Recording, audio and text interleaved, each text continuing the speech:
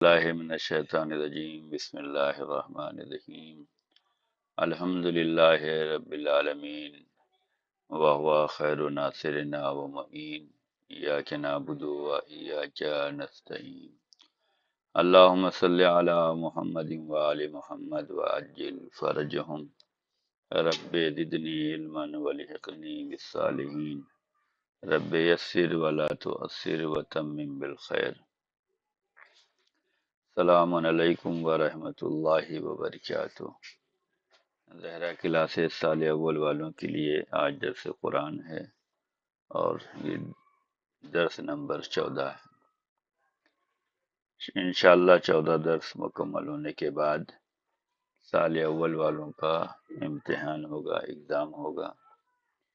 ایک ہفتے کی چھٹی رہے گی، اس کے بعد جو ہے انشاءاللہ ایگزام ہوگا۔ سیٹرڈے کو قرآن کریم کا ایگزام ہوگا، سنڈے کو تاریخ کا ایگزام ہوگا اور منڈے کو احکام کا ایگزام ہوگا۔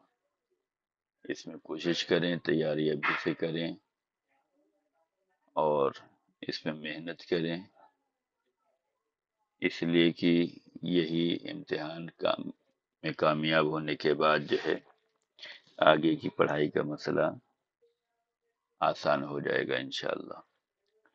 تو آج درس قرآن جو ہے سورہ مبارکہ قریش کے بارے میں ہے۔ اعوذ باللہ من الشیطان الرجیم بسم اللہ الرحمن الرحیم لإلاف قریش إلافهم رحلة الشتاء والصيف فليعبدوا رب هذا البيت الذي أطعمهم من جوع وآمنهم من خوف صدق اللہ العلی العظیم۔ سورہ قریش قرآن مجید کا 106 نمبر کا سورہ ہے اور اس سورے کے دوسرے نام بھی بیان کیے گئے ہیں۔ الدین بھی اس سورے کا دوسرا نام بیان کیا گیا ہے۔ اس سورے کو لإلاف بھی کہا جاتا ہے اور سورہ قریش بھی کہا جاتا ہے۔ یہ مکی سورہ ہے، اس میں 4 آیتیں ہیں اور یہ 30ویں پارے کا جز ہے۔ بعض بچیاں اسے جزء پڑھتی ہیں، جزء صحیح نہیں ہے، یہ جز ہے، جز یعنی حصہ۔ سورہ قریش 30ویں پارے کا جز ہے، جس کا مطلب ہوتا ہے حصہ۔ سورہ قریش میں جو مطالب بیان کیے گئے ہیں وہ آپ کی خدمت میں پیش کرتا ہوں کہ اس سورے میں شروع سے آخر تک قریش کے بارے میں ہی بات کی گئی ہے۔ دوسرے سورے ہیں جس میں جو ہے ایک ہی موضوع نہیں رہتا، موضوع چینج ہوتے رہتے ہیں، لیکن یہ سورہ قریش ایک ایسا سورہ ہے جس میں شروع سے لے کر آخر تک قریش کے بارے میں بات کی گئی ہے۔ اس سورے میں قریش پر اللہ تعالیٰ کی نعمتوں اور ان کے مقابلے میں ان کے فرائض کو بیان کیا گیا ہے۔ ان کی یکجہتی کی بنیاد اور محور اللہ تعالیٰ کی بندگی ہے۔ اس سورے میں جو اللہ تعالیٰ کی نعمتیں جو قریش کے لیے ہیں اور اس کے مقابلے میں قریش والوں کے جو فرائض ہیں، جو ذمہ داریاں بیان کی گئی ہیں، یہ یکجہتی کی بنیاد و محور کیا ہے؟ اللہ تعالیٰ کی بندگی ہے۔ انسان جب اللہ تعالیٰ کی بندگی کرتا ہے تو اللہ اسے مقام محمود ادا کرتا ہے۔ اس سورے میں قریش کی بھوک کو سحری اور خوشحالی اور ان کی بدحالی کو امن و آسائش میں تبدیل کرنے کا تذکرہ کیا گیا ہے۔ یعنی کہ اللہ تعالیٰ نے اس سورے میں یہ بیان کیا ہے کہ ان کی بھوک و پیاس کو جو ہے سیر و سرابی اور خوشحالی میں اللہ تعالیٰ نے بدلا ہے۔ ان کی بدحالی کو امن و آسائش میں تبدیل جو کرنے والا ہے وہ اللہ تعالیٰ نے کی ذات گرامی ہے اور اسی نے تبدیل کیا ہے اور اس کا تذکرہ اس سورے میں کیا گیا ہے۔ تو یہ مختصر سے سورہ قریش کے مطالب تھے کہ اس میں شروع سے آخر تک قریش کے بارے میں ہی بات کی گئی ہے۔ آئیے سورے میں قریش پر اللہ تعالیٰ کی نعمتوں اور اس کے مقابلے میں قریش کے کیا ذمہ داریاں ہیں اور اس کی یکجہتی اور بنیاد کیا ہے، وہ بندگی بیان کی گئی ہے۔ تو بندگی کے بہت سے فائدے ہیں، ہمیں بھی چاہیے کہ ہم بندے خدا بن کر رہیں، ہمیں بھی بندگی کرنے کا درس جو ہے قرآن سے لینا چاہیے، اہل بیت سے لینا چاہیے، انبیاء مرسلین کی زندگی سے لینا چاہیے۔ بندگی میں ہی انسان کامیاب ہے۔ تشہد میں پڑھا جاتا ہے اشہد ان لا الہ الا اللہ وحدہ لا شریک لہ واشہد ان محمدا عبدہ، یعنی محمد جو ہیں اللہ تعالیٰ کے عبد ہیں۔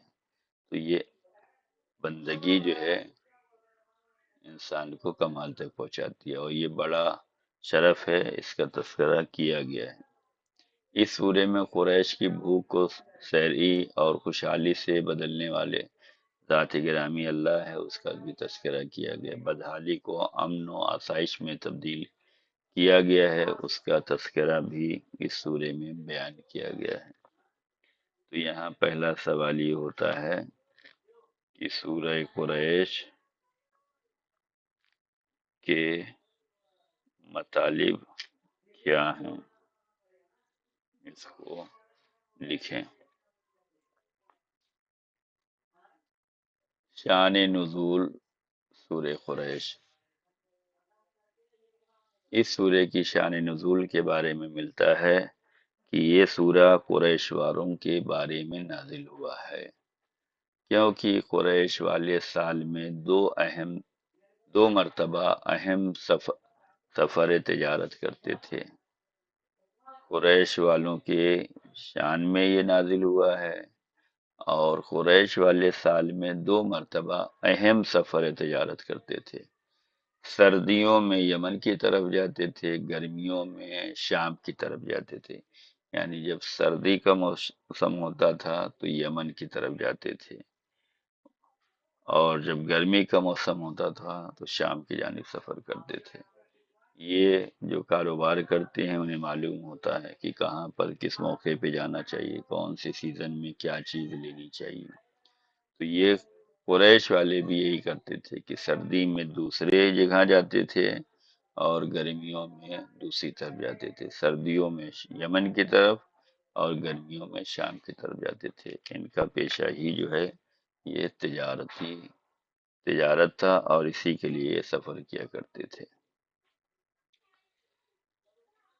فضیلت سورہ قریش، سورہ مبارک ہے قریش کی فضیلت، یعنی اگر ہم اس کی تلاوت کرتے ہیں تو ہمیں کیا ملنے والا ہے، کیا ہمیں پروردگار عالم عطا کرنے والا ہے، اس کا ثواب کیا ہے۔ حضرت رسول خدا صلی اللہ علیہ وآلہ وسلم نے ارشاد فرمایا کہ جو سورہ قریش کی تلاوت کرتا ہے اسے خانہ کعبہ کا طواف کرنے اور اعتکاف کرنے والوں کی تعداد سے 10 گنا زیادہ اجر و ثواب اسے دیا جاتا ہے۔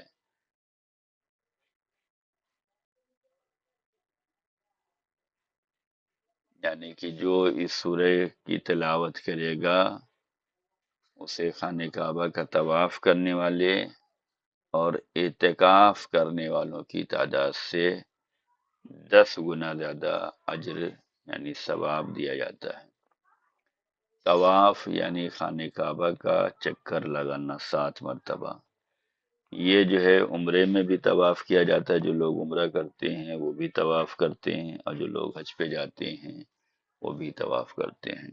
اور بعض لوگ جو ہے صرف طواف، وہاں کے مقامی لوگ جو ہیں جو زیارت کے لیے جاتے ہیں وہ صرف طواف کرتے ہیں۔ تو 7 مرتبہ طواف کیا جاتا ہے۔ اس سورے کے پڑھنے کا فائدہ یہ ہے کہ جو بھی اس سورے کی تلاوت کرے گا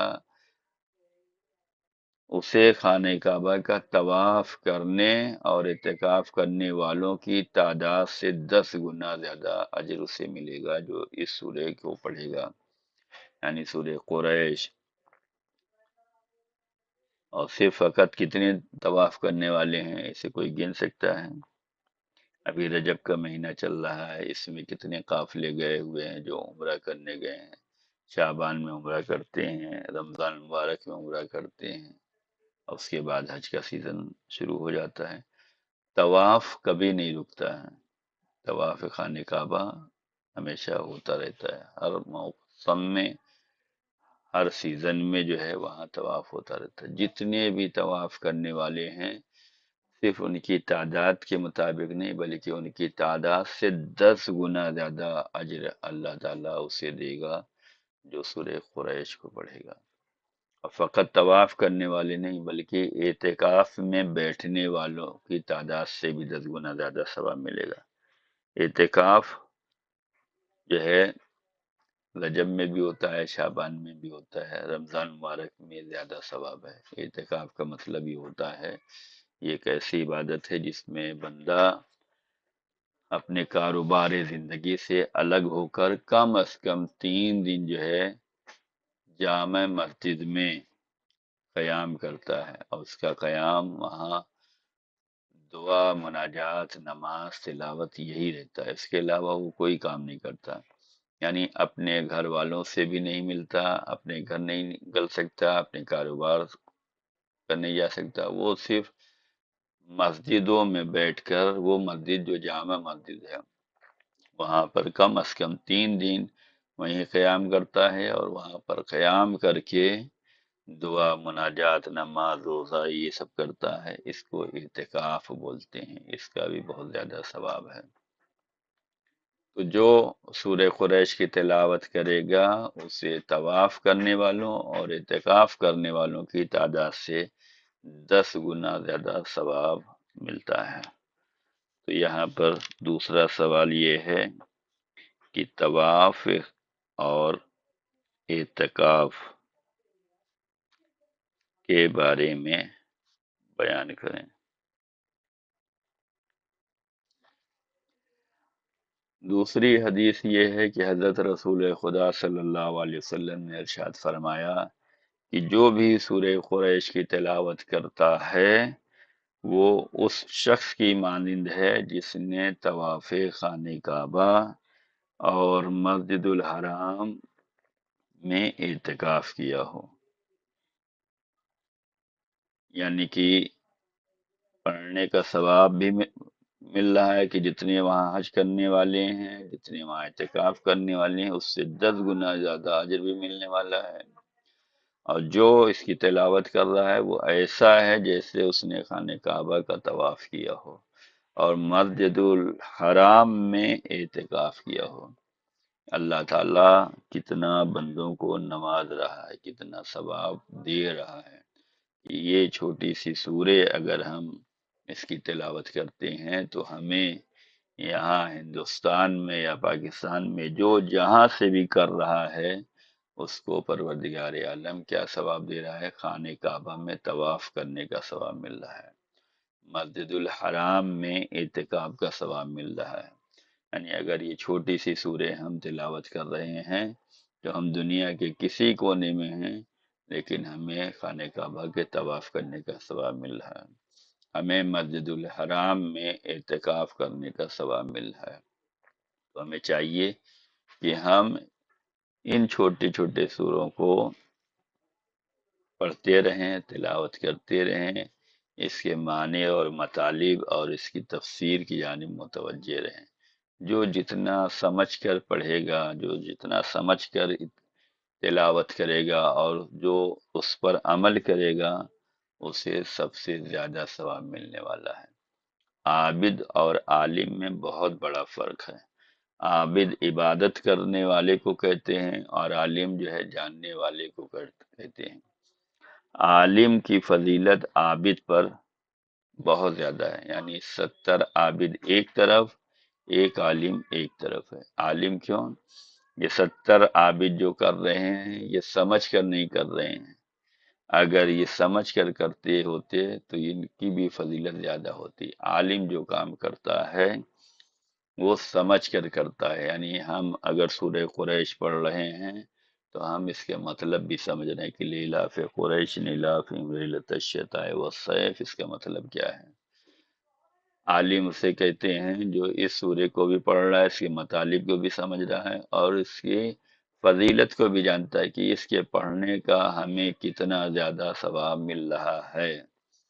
جب اسے یہ پتا ہے کہ ہمیں اتنا زیادہ ثواب مل رہا ہے تو وہ عام طور سے جیسے سب پڑھتے ہیں ایسے نہیں پڑھے گا، بلکہ ٹھہر کر پڑھے گا، ترتیل سے پڑھے گا، تجوید سے پڑھے گا، خضوع کے ساتھ پڑھے گا، قربت الہی کے لیے پڑھے گا، خوشنودی امام کے لیے پڑھے گا، اس لیے کہ اسے معلوم ہے اتنا زیادہ ثواب ملنے والا ہے۔ اور جسے نہیں معلوم ہے وہ 1 منٹ میں جو ہے سورہ قریش بھی پڑھ لے گا، اس کا ترجمہ بھی پڑھ لے گا۔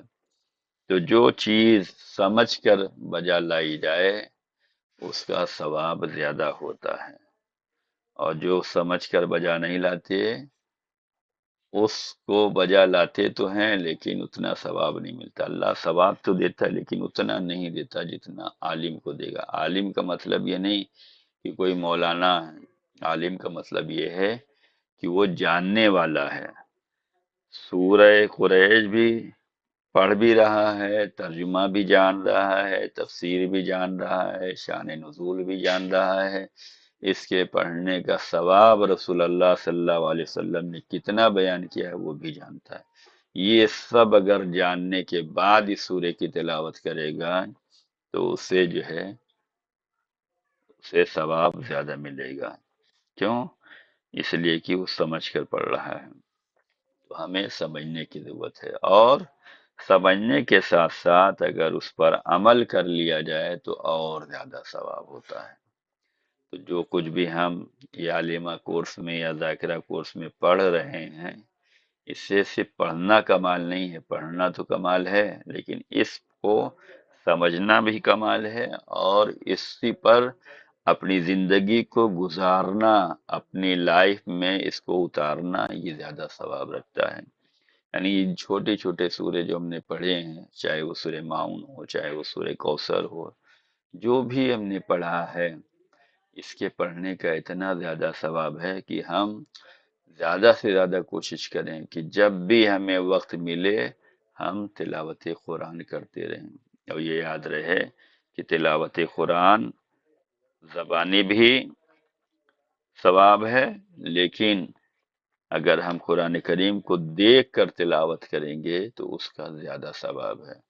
ہم نے کسی درس میں بیان کیا تھا، یہ حدیث میں آیا ہے کہ جو لوگ قرآن کریم کو دیکھ کر اس کی تلاوت کرتے ہیں تو اس کی ثواب یہ ملتا ہے کہ پروردگار عالم ان کے والدین کے گناہوں کو معاف کر دیتا ہے۔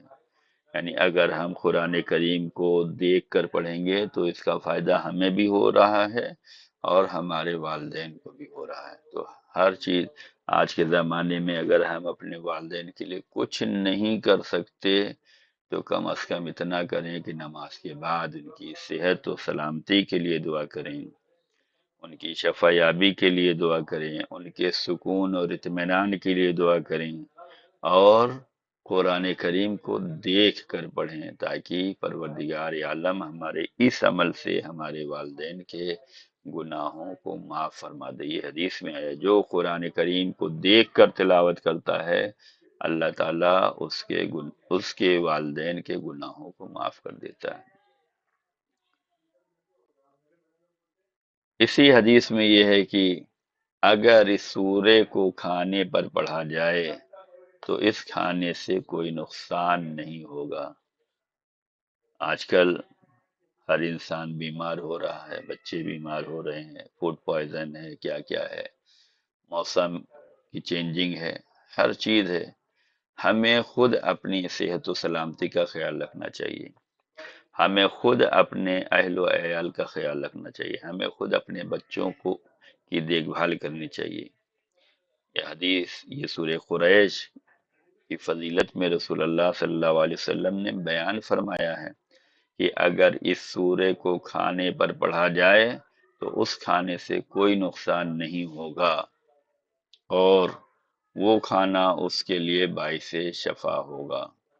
تو ہمیں چاہیے کہ جب بھی ہم دسترخوان پر کھانا لگائیں تو سورہ قریش کی تلاوت کر کے دم کر دیں۔ جب بچوں کو کھانا دیں تو اس پہ جو ہے سورہ قریش بسم اللہ پہلے پڑھیں، بسم اللہ الرحمن الرحیم، اور اس کے بعد جو ہے سورہ قریش کو دم کریں تاکہ اس کھانے کی وجہ سے کوئی بیماری نہ لگنے پائے۔ یہ کھانا ہمارے بچوں کے لیے نقصان دہ نہ ہونے پائے بلکہ باعث شفا ہو، اور اس سے جو ہے اس سے شفا حاصل ہو جائے۔ تو ہمیں یہ چاہیے کہ ہم یہ کریں، اور اس کے کھانے سے اسے ہرگز کوئی نقصان نہیں ہوگا، یہ رسول اللہ صلی اللہ علیہ وسلم نے بیان فرمایا ہے۔ تو ہمیں اس بات کا خیال رکھنا چاہیے، اگر ہم اپنے بچوں کی صحیح تربیت نہیں کر سکیں گے تو پھر اس کی تربیت کوئی نہیں کر پائے گا۔ ہم اپنے بچوں کو اگر صحیح دیکھ بھال نہیں کر سکیں گے تو کوئی نہیں ہے۔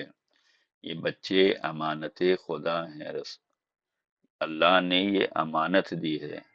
حدیث رسول ہے کل مولود یولد علی فطرت الاسلام، ہر بچہ دین فطرت پر پیدا ہوتا ہے، لیکن ان کے والدین ان کی تربیت کر کے انہیں دوسری جگہوں پر لگا دیتے ہیں۔ یہودی ہیں والدین تو انہیں یہودی بنا دیا، مجوسی ہیں والدین تو مجوسی بنا دیا۔ ہر بچہ فطرت اسلام پہ پیدا ہوتا ہے، لیکن جیسے ماں باپ ہوتے ہیں پھر اسی راہ پہ وہ چل دیتا ہے۔ تو اگر ہم نے اس کی صحیح تربیت نہیں کی تو یعنی کہ ہم نے امانت میں خیانت کی ہے۔ بچے امانت خدا ہیں، ہمیں امانت میں امانت داری دکھلانا ہے۔ اللہ تعالیٰ نے اگر انہیں فطرت اسلام پر پیدا کیا ہے تو ہمیں انہیں فطرت اسلام پر ہی باقی رہنا چاہیے۔ انہیں ہم نماز سے، روزے سے، تلاوت سے، دینداری سے نہ روکیں۔ اگر ہم اپنا کردار صحیح رکھیں گے تو ہمارے بچے ہماری پیروی کریں گے، وہ ہمیں دیکھیں گے۔ بچے پڑھنے سے پہلے اپنے والدین کے کردار کو دیکھتے ہیں، ان کی گفتار کو دیکھتے ہیں، ان کے رہن سہن کو دیکھتے ہیں، اسی کو اپناتے ہیں۔ تو ہمیں چاہیے کہ ہم اپنے بچوں کی صحیح تربیت کریں، اس طریقے سے تربیت کریں جیسے دین چاہتا ہے، جیسے خدا چاہتا ہے، جیسے امام چاہتے ہیں۔ تو ضروری ہے کہ ہم اپنے بچوں کو جو کچھ بھی کھانے کے لیے دے رہے ہیں، بچوں کو سکھائیں کہ بغیر بسم اللہ کے کچھ نہیں کھانا ہے۔ انہیں سکھائیں کہ جب بھی کچھ کھائیں تو سورہ قریش کو پڑھ کر دم کر لیں تاکہ اس سے کوئی نقصان نہ ہو بلکہ شفا ہو۔ اور اس کے بعد بچوں کو بتائیں کہ کھانے کی شروعات بسم اللہ سے کریں، اور کھانے کے بعد الحمدللہ کہیں، شکر خدا ادا کریں کہ پروردگار نے ہمیں نوازا ہے، ہمیں سیراب کیا ہے، ہماری بھوک کو مٹایا ہے۔ جتنا انسان اللہ کو یاد کرے گا، اللہ کی یاد جس کے دل میں آ جائے گی، اسے سکون ہوگا، اطمینان ہوگا۔ تو سورہ قریش کی فضیلتوں میں یہ فضیلت بھی ہے کہ جہاں اس کے پڑھنے کا ثواب ہے وہیں اس کو اپنے کھانے پہ دم کریں تاکہ یہ کھانا ہمارے لیے نقصان دہ ثابت نہ ہو بلکہ باعث شفا ہو۔ یہاں پر تیسرا سوال یہ کرنا چاہتا ہوں کہ سورہ قریش کی فضیلت میں حدیث رسول کو پیش کریں۔ اب یہاں پر دوسری حدیث جو سورہ قریش کی فضیلت میں ہے وہ یہ ہے کہ حضرت امام جعفر صادق علیہ السلام نے ارشاد فرمایا کہ جو سورہ قریش کی کثرت سے تلاوت کرے گا، کثرت سے تلاوت کا مطلب یعنی زیادہ تلاوت کرے گا، تو اللہ تعالیٰ اس کو روز قیامت بہشتی سواری کے ساتھ محشور کرے گا، یہاں تک کہ قیامت کے دن نورانی مقام پر یہ جا کر بیٹھ جائے گا۔ اگر ہم دنیاوی زندگی میں سورہ قریش کی بہت زیادہ تلاوت کرتے رہیں گے تو اس کا فائدہ یہ ہوگا کہ اللہ تعالی ہم کو قیامت کے دن بہشتی سواری یعنی جنت کی جو سواری ہوگی اس کے ساتھ محشور کرے گا، اور قیامت کے دن نورانی مقام پر ہمیں بیٹھنے کا موقع ملے گا۔ حضرت امام جعفر صادق علیہ السلام نے ارشاد فرمایا کہ جو سورہ قریش کو ایسے کھانے پر پڑھے جس سے ضرر کا خوف ہو تو وہ کھانا اس کے لیے بیماری سے شفا ہو جائے گا، اور اگر کسی پانی پر یہ سورہ دم کیا جائے اور اس پانی کو مریض پر چھڑکا جائے تو اس کا مرض جو ہے وہ دور ہو جائے گا۔ یعنی یہ سورہ جو ہے ہماری صحت و سلامتی کے لیے بھی ہے۔ ہر انسان آج کوئی نہ کوئی بیماری میں مبتلا ہے، تو ہمیں چاہیے کہ ہم وہ چیز اپنائیں جو رسول اور آل رسول نے بیان فرمایا، جو اللہ والوں نے بیان کیا، جو دین کے رہبروں نے بیان کیا ہے، جو دین کا پیغام لانے والوں نے، دین کی راہ بتلانے والوں نے بیان کیا ہے۔ امام جعفر صادق علیہ السلام فرماتے ہیں کہ سورہ قریش کو کھانے پر پڑھے تو اس سے ضرر کا خوف دور ہو جائے گا، بیماری سے شفا یابی ہو جائے گی، اور اگر اسے کسی پانی پر دم کر کے اس پانی کو مریض پر چھڑکا جائے تو اس کا مرض اور اس کی بیماری بھی دور ہو جائے گی۔ تو ہمیں چاہیے کہ ہم اس سورہ کے جو ہے فضیلتوں کو، سورہ کو پڑھیں بھی، اور اس کی فضیلتوں کو بھی پڑھیں اور اس کو سمجھیں، اور اس کو جو ہے اپنے زندگی میں نافذ کریں کہ ہم جو ہے اس کی تلاوت زیادہ کریں، ہم اس کو جو ہے پانی پہ دم کر کے پئیں بھی اور اپنے بچوں کو بھی پلائیں، اور کھانے پر بھی خاص طور سے دم کریں۔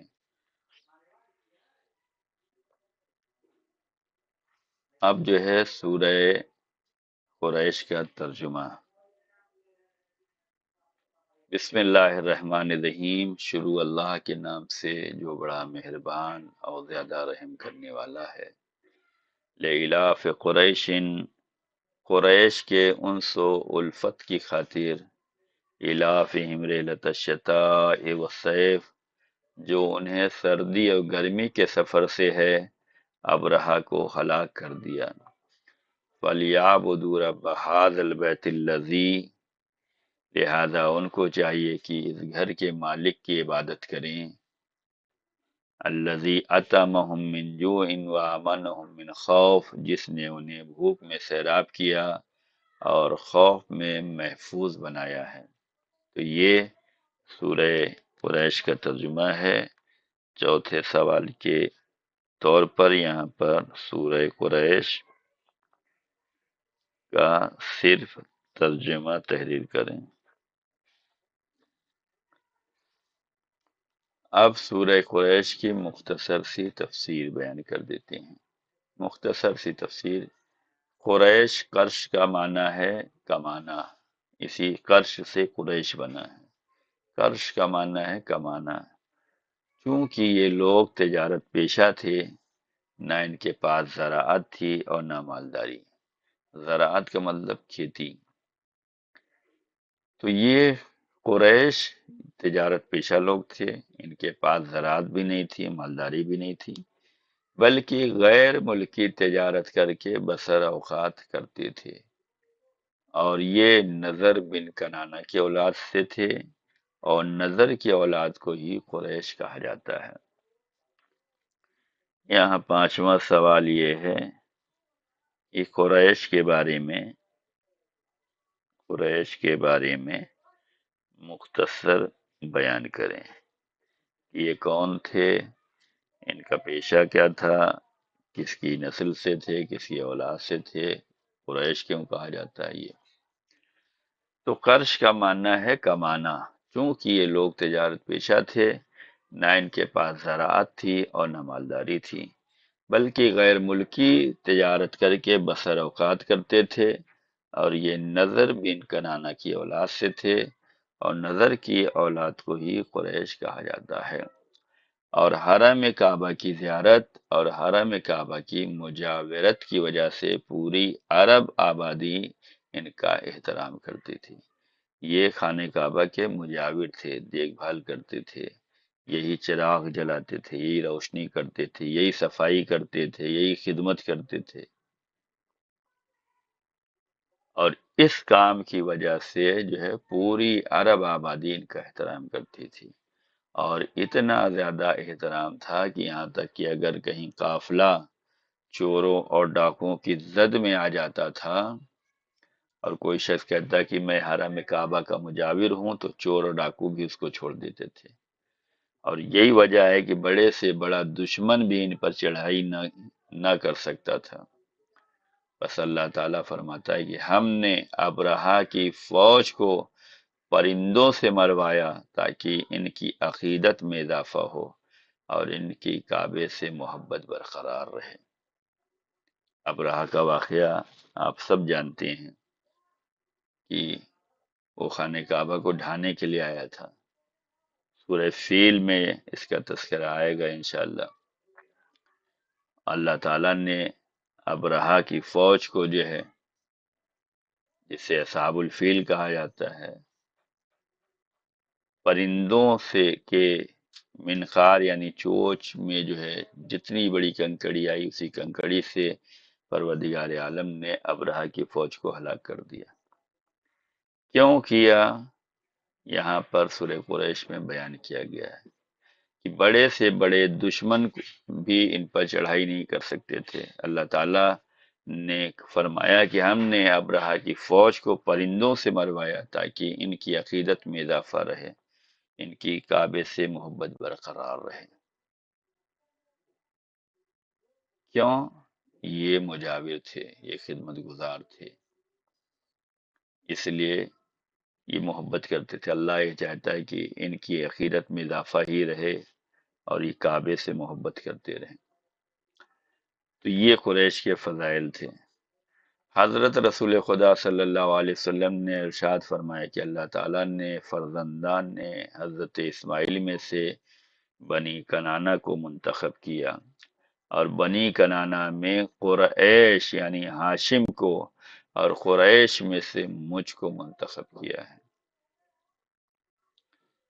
رسول اللہ صلی اللہ علیہ وسلم نے بیان فرمایا ہے کہ اللہ تعالیٰ نے فرزندان حضرت اسماعیل میں سے بنی کنانہ کو منتخب کیا ہے، اور بنی کنانہ میں سے قریش کو، قریش میں سے مجھ کو۔ یہ فضیلت ہے۔ سورہ قریش سورہ فیل کے بعد نازل ہوا ہے، لہذا اصحاب فیل اور ابرہا کی نابودی کی تفصیل بیان کرنے کے بعد ارشاد ہوتا ہے کہ ہم نے ہاتھیوں کے لشکر کی نابودی کر کے انہیں کھائے ہوئے بھوسے کی مانند ریزہ ریزہ کر دیا۔ یہ کیوں کیا؟ تاکہ قریش اس مقدس سرزمین سے الفت پیدا کریں۔ مکہ مکرمہ کی سرزمین میں نہ تو کوئی باغ تھا اور نہ ہی کھیتی باڑی ہوتی تھی۔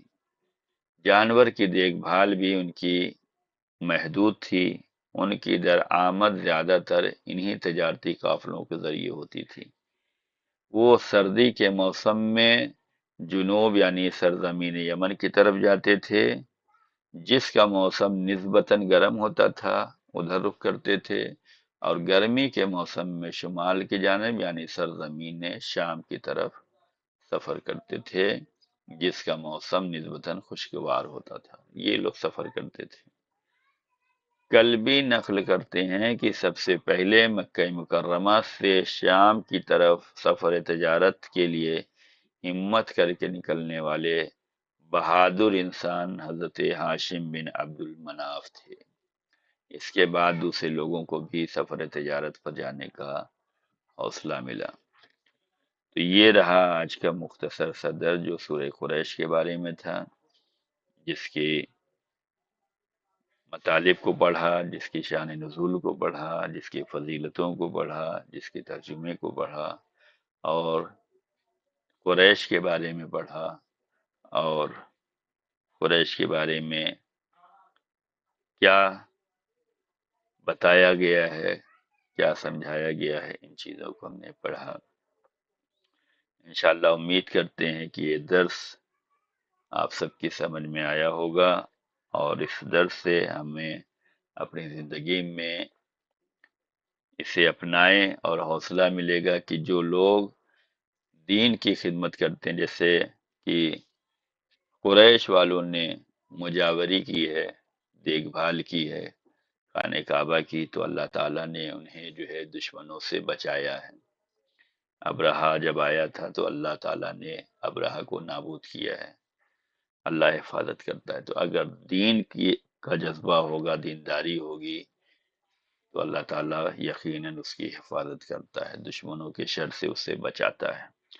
تو یہ سورہ نے ہم سب کو بہت پیغام دیا ہے، اس میں سے اہم اہم پیغام یہ ہیں کہ اس سورے کے پڑھنے کا ثواب ہمیں یہ ہے کہ ہم دنیا کے کہیں کسی کونے میں بھی پڑھیں، ہمیں ثواب وہ ملے گا جو خانہ کعبہ کا طواف کرنے والے ہیں، ایسا ثواب ملے گا جیسے ہم نے خانہ کعبہ کا طواف کر لیا ہو۔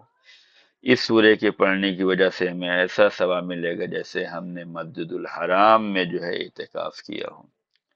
ہم وہاں نہیں جا سکے لیکن ہم یہاں سورہ پڑھ کر وہی ثواب ہمیں ملنے والا ہے۔